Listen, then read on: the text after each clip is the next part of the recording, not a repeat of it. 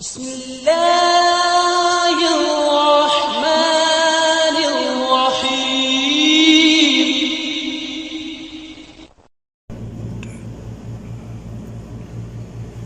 نحمده ونصلي على رسوله الكريم. اما بعد، عن ام سلمة رضی اللہ تعالی عنہا ان النبي صلی اللہ علیہ وسلم قال اذا رأيتم هلال ذي الحجة وفي لفظ اذا دخلت العشر واراد احدكم ان يضحي فليمسك عن شعره واظفاره رواہ احمد و مسلم. آج کا درس ہے قربانی کے متعلق. جو آدمی قربانی کرنا چاہتا ہے، قربانی کرنے کا ارادہ رکھتا ہے، ذی الحجہ کا مہینہ آ جاتا ہے اور ذی القعدہ کا مہینہ ختم ہو جاتا ہے، ذی الحجہ کا مہینے کا آغاز ہو جاتا ہے چاند کے رویت کے ساتھ یا ذی القعدہ کے 30 دن پورے کرنے کے ساتھ. تو جس آدمی کا یہ ارادہ ہے کہ وہ قربانی کرنا چاہتا ہے تو اس آدمی پر یہ حرام ہو جاتا ہے کہ وہ اپنے جسم کے کسی چیز کو کاٹے، یعنی ناخن اتارے یا اپنے سر کے بال وغیرہ اتارے. تو اس کے اوپر یہ حرام ہو جاتا ہے، لہذا وہ ان چیزوں کو نہ کرے اور نہ اپنے بال اتارے نہ ہی اپنے ناخن اتارے. جیسا کہ ام سلمہ رضی اللہ تعالی عنہا بیان فرماتی ہیں کہ رسول اللہ صلی اللہ علیہ وسلم نے ارشاد فرمایا، جب تم ذی الحجہ کا چاند دیکھ لو، اور دوسری روایت میں فرمایا کہ جب ذی الحجہ کا پہلا عشرہ آ جائے اور تم قربانی کرنا چاہتے ہو تو کیا کرو؟ فَلْيُمْسِكْ عَنْ شَعْرِهِ وَأَظْفَارِهِ، اپنے ناخن اور اپنے بال کٹوانے سے رک جاؤ. اور ایک روایت اور ہے، اس کے اندر یہ الفاظ ہیں، آپ صلی اللہ علیہ وسلم نے ارشاد فرمایا فَلَا يَأْخُذْ مِنْ شَعْرِهِ وَأَظْفَارِهِ شَيْئًا حَتَّى يُضَحِّيَ، کہ آپ صلی اللہ علیہ وسلم نے ارشاد فرمایا یعنی جب یہ مہینہ آ جائے، ذی الحجہ کا مہینہ شروع ہو جائے، اس کا آغاز ہو جائے، تو اس وقت قربانی کرنے والا انسان اپنے بال نہ اتارے، اپنے ناخن نہ کاٹے اور ان چیزوں سے رک جائے. کب تک؟ جب تک وہ اپنی قربانی نہیں کر لیتا، اپنے جانور کو ذبح نہیں کر لیتا. ایک روایت اور ہے جس میں آپ صلی اللہ علیہ وسلم نے یہ الفاظ فرمائے فَلَا يَمُسَّ مِنْ شَعْرِهِ وَلَا بَشَرِهِ شَيْئًا، کہ انسان جو ہے قربانی کرنے والا اپنے جسم سے نہ اپنے جسم سے کسی چیز کو کاٹے اور نہ ہی اپنے بال اتارے. تو یہ مختلف احادیث صاحب بھائیوں کے سامنے بیان کی ہیں جن کے اندر یہی بیان کیا گیا کہ قربانی کرنے والا اپنے جسم کے کسی حصے کو نہ کاٹے، یعنی اپنے بال نہ کاٹے، اپنے ناخن نہ تراشے وغیرہ. اب اس حدیث کے اندر یہ جو ہمیں منع کیا گیا کہ اس کی حکمت کیا ہے، یعنی ایک عام انسان ہے قربانی کرنا چاہتا ہے، حالانکہ یہ حکم تو اس کے لیے ہے جو احرام باندھ لیتا ہے، عمرے کرنے کے لیے جاتا ہے یا حج کرنے کے لیے جاتا ہے. تو محرم آدمی کے لیے یہ جائز نہیں کہ وہ اپنے یہ کام بال وغیرہ اور ناخن نہ تراشے. تو اسی طرح یہ عام آدمی کے لیے کیسے ہو گیا؟ تو اس کی حکمت یہ بیان کی گئی ہے کیونکہ یہ حج کے دن ہیں، حاجی احرام باندھ کے اللہ کا قرب حاصل کرنے کے لیے اپنے اوپر سب کچھ حرام کر لیتے ہیں. تو اسی طرح تم بھی حاجیوں کے بعض اعمال میں ان کے شریک بن جاؤ اور تم کو بھی اللہ رب العالمین یہ ثواب عطا فرمائے گا. یہاں ایک اور مسئلہ یہ پیدا ہوتا ہے کہ ہمارے بعض بھائی یہ سمجھ لیتے ہیں کہ جس طرح گھر کا سربراہ قربانی کرنا چاہتا ہے تو یہ حکم صرف ابن باز رحمہ اللہ کا موقف ہے کہ جب گھر کا سربراہ قربانی کرے تو یہ حکم صرف گھر کے سربراہ کے لیے خاص ہے، یعنی باپ کرتا ہے، گھر کا سربراہ باپ ہے تو باپ جو ہے وہ اپنے جسم کے بال وغیرہ نہیں کچھ کرے گا، ان کو کاٹے گا نہیں. باقی جو گھر والے ہیں ان کے لیے یہ حکم لازم نہیں ہے. جیسا کہ نبی علیہ الصلوۃ والسلام آپ قربانی کرتے تھے، لیکن آپ سے کوئی بھی حدیث ثابت نہیں کہ آپ صلی اللہ علیہ وسلم نے اپنی ازواج مطہرات کو، اپنی بیٹی کو یا اپنے جو گھر والے ہیں ان میں سے کسی ایک کو یہ حکم دیا ہو کہ تم نے یہ کام نہیں کرنا، بلکہ صرف اور صرف یہ اس آدمی کے لیے خاص ہے جو قربانی کرنا چاہتا ہے. تو اسی طرح قربانی ہوتی کیا ہے؟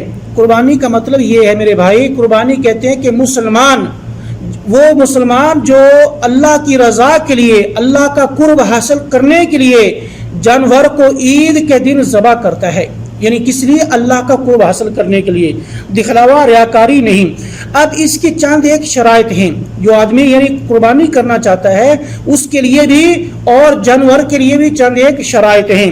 سب سے پہلے جو انسان قربانی کرنا چاہتا ہے اس کے اوپر یہ لازم ہے کہ وہ جس مال سے جانور ذبح کرنا چاہتا ہے، جس مال سے وہ جانور خریدنا چاہتا ہے، اس کا وہ مال بالکل پاک صاف ہو، طیب مال ہو، بالکل کسی ہر قسم کے دھوکہ دہی فرار سے بچا ہوا ہو، حرام طریقے سے وہ مال کمایا نہ ہوا ہو، کسی کو دھوکہ دے کے وہ مال نہ لیا گیا ہو اور کسی سے چھین کے وہ مال نہ لیا گیا ہو، بلکہ اس کی اپنی حلال کمائی کا وہ مال ہو، کیونکہ حدیث ہے صحیح مسلم کی، نبی علیہ الصلوۃ والسلام ارشاد فرماتے ہیں ان اللہ طیب لا یقبل الا طیبا۔ آپ صلی اللہ علیہ وسلم نے ارشاد فرمایا اللہ رب العالمین خود پاکیزہ ہیں اور وہ پاکیزہ چیز کو ہی پسند کرتے ہیں۔ اگر ہمارا مال چوری کا ہو، دھوکے دہی کا ہو، صبح سے لے کے شام تک لوگوں کو فرار کر کے دھوکہ دے کہ ہم نے وہ مال کمایا ہے، اب اس مال سے قربانی کریں گے تو یہ قربانی اللہ کی بارگاہ میں قبول نہیں ہوگی۔ اس لیے ایسے مال سے بچیں۔ اللہ کی رضا کے لیے اگر کچھ کرنا ہے، کوئی جانور ذبح کرنا ہے، تو سب سے پہلے آپ اپنے مال کو دیکھیں کہ جس مال سے میں یہ جانور خریدنا چاہتا ہوں کیا یہ میرا مال پاک ہے یا پھر ملاوٹ زدہ ہے، اس لیے اپنے مال کے اندر نظر ڈالیں۔ دوسری چیز ہے نیت، کہ جب انسان قربانی کرنا چاہتا ہے تو اس کی نیت کے اوپر منحصر ہوتا ہے کہ اس انسان کی نیت کیسی ہے، کیا یہ اللہ کی رضا کے لیے کر رہا ہے یا لوگوں کو دکھانے کے لیے کر رہا ہے۔ جیسا کہ اس وقت ہمارے معاشرے کے اندر ایک بڑی عجیب صورتحال پیدا ہو چکی ہے، لوگ جو ہیں بڑے مہنگے سے مہنگے جانور خریدنا چاہتے ہیں اور خریدتے ہیں اور پھر ان کا دکھلاوا کیا جاتا ہے اور شہرت حاصل کرنے کے لیے لوگوں کے ہاں اس کی ویڈیو بنا کے پیش کی جاتی ہے، جو فلاں نے اتنا مہنگا جانور کیا۔ اور میرے بھائی اللہ کے نزدیک مہنگا یا سستے کا کوئی معیار نہیں، اللہ تو تمہارے دلوں کو دیکھتا ہے۔ اللہ رب العالمین جو ہیں وہ تمہارے مالوں، اللہ تعالیٰ کو تمہارے گوشتوں کی کوئی ضرورت نہیں، تمہارے جانوروں کا خون اللہ کے پاس نہیں جاتا۔ اللہ رب العالمین جو ہیں وہ تمہارے دلوں کے تقوی کو دیکھتا ہے، تمہارے دلوں کے اندر کیا ہے۔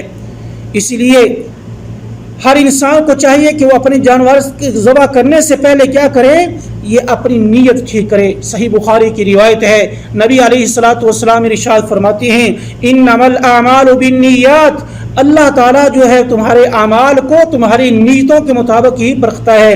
انما الاعمال بالنیات، کیونکہ اعمال کا دار و مدار کس کے اوپر ہے؟ نیت پر ہے۔ وانما لکل امرئ ما نوى، ہر انسان کو وہی ملے گا جس کی اس نے نیت کی ہے۔ اگر نیت ہے اس کی شہرت حاصل کرنا، ریاکاری، لوگوں کو دکھانا، تو ہو سکتا ہے اس کو شہرت مل جائے، لوگوں کے اندر اس کا چرچا ہو جائے، لیکن وہ اجر و ثواب سے محروم ہو جائے گا۔ اس لیے میرے بھائی اپنی نیت کو صاف کریں، سب سے پہلے اپنی نیت کو درست کریں۔ پھر اس کے بعد یہ ہے کہ کون سا جانور ہے جس کی قربانی کی جا سکتی ہے۔ حدیث میں تقریباً 4 قسم کے جانور بیان کیے گئے ہیں۔ ایک ہے اونٹ، گائے، بکری اور بھیڑ کی نسل۔ ان 4 جانوروں سے تم قربانی کر سکتے ہو۔ اور وہ کون سا جانور ہو؟ مسنہ، دوندا۔ اور بعض علماء نے یعنی اس کی توسیع مسنہ کی اور بھی کی ہے، جس کو سال کے اندر وہ شمار کرتے ہیں۔ بہرحال مسنہ حدیث کے الفاظ ہیں کہ دوندا ہو، جیسا کہ صحیح مسلم کی روایت ہے، نبی علیہ الصلوۃ والسلام نے ارشاد فرمایا لا تذبحوا الا مسنہ، کہ تم صرف اور صرف دوندا جانور ذبح کرو، الا ان یعثر علیکم فتذبحوا جذعا من الضان۔ آپ صلی اللہ علیہ وسلم نے ارشاد فرمایا اگر حالات ایسے ہو جائیں کہ تمہیں مسنہ جانور نہیں مل رہا، دوندا جانور نہیں مل رہا، تو پھر بھیڑ کی قسم سے ایک جزع جو تقریباً 6 مہینے اپنی عمر پوری کر چکا ہے اور 6 مہینے سے زیادہ اس کی عمر ہو گئی ہے، اس کو تم ذبح کر سکتے ہو۔ اس لیے میرے بھائی ہر انسان سب سے پہلے اپنے جانور کے اندر دیکھے کہ اس کا جانور جو ہے وہ مسنہ ہے، دوندا ہے۔ اگر حالات ایسے ہیں جانور دوندا نہیں مل رہا، یا پھر اس کے پاس پیسے کی تنگی ہے کہ وہ اتنا بڑا جانور خرید نہیں سکتا، اس کے پاس استطاعت نہیں، تو پھر اس کے بعد وہ بھیڑ کی قسم سے جزا خرید سکتا ہے۔ اسی طرح ہی بڑا جب جانور کو انسان ذبح کرتا ہے تو بڑا مثلا اونٹ ہے، گائے ہے، تو کیا وہ ایک انسان کے لیے کافی ہے یا اس کے اندر کچھ حصے دار بھی شامل ہو سکتے ہیں؟ صحیح حدیث ہے کہ نبی علیہ الصلوۃ والسلام جب آپ حجۃ الوداع کے موقع پہ گئے، حضرت جابر رضی اللہ تعالیٰ عنہ بیان فرماتے ہیں کہ خرجنا مع رسول اللہ صلی اللہ علیہ وسلم، ہم رسول اللہ صلی اللہ علیہ وسلم کے ساتھ تلبیہ پکارتے ہوئے حج کا مدینہ سے روانہ ہوئے۔ آپ نے ہمیں یہ حکم دیا کیا کہ ان نشترک فی الابل والبقر، کہ آپ صلی اللہ علیہ وسلم نے یہ حکم دیا کہ ہم اونٹ اور گائے میں شریک ہو جائیں۔ کتنے آدمی؟ کل سبعۃ، ہر ایک میں 7 آدمی، کیونکہ یہ جو بڑے جانور ہیں ان میں 7 حصے ہو سکتے ہیں، 7 بھائی مل کے یہ جانور ذبح کر سکتے ہیں۔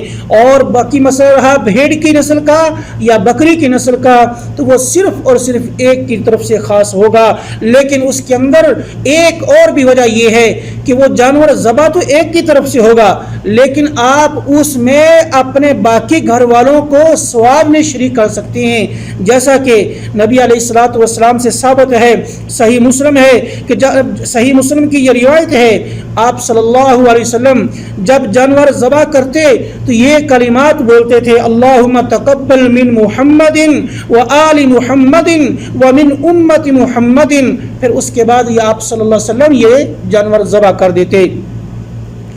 اور اسی طرح ہی جانور جو ہے وہ کن عیوب سے پاک ہو، یعنی یہ بھی بڑا مسئلہ ہے۔ یہ تو پہلے تھی جانور کو خریدنے کے متعلق چیزیں، اب ہے کہ جانور کے اندر کوئی ایسا نقص اگر آ جائے تو جس کی بنا پہ قربانی اس کی رد ہو سکتی ہے، وہ کون کون سے ہیں؟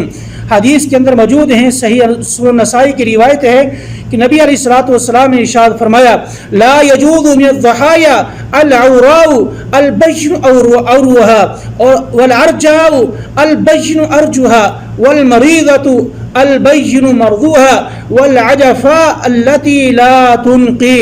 صحیح سنن نسائی کی یہ روایت ہے، نبی علیہ الصلوۃ والسلام نے ارشاد فرمایا کہ جب تم قربانی کرتے ہو تو قربانی کرنے کے وقت یہ چیزیں نوٹ کر لو، کیونکہ اگر تم ایسا جانور خرید لو گے تو تمہاری قربانی نہیں ہوگی۔ فرمایا لا یجوز من الضحایا، قربانی ان جانوروں سے درست نہیں ہے، اور ان قسم کے جانور ہیں اگر تم ان سے قربانی کرو گے تو تمہاری قربانی قبول نہیں ہوگی۔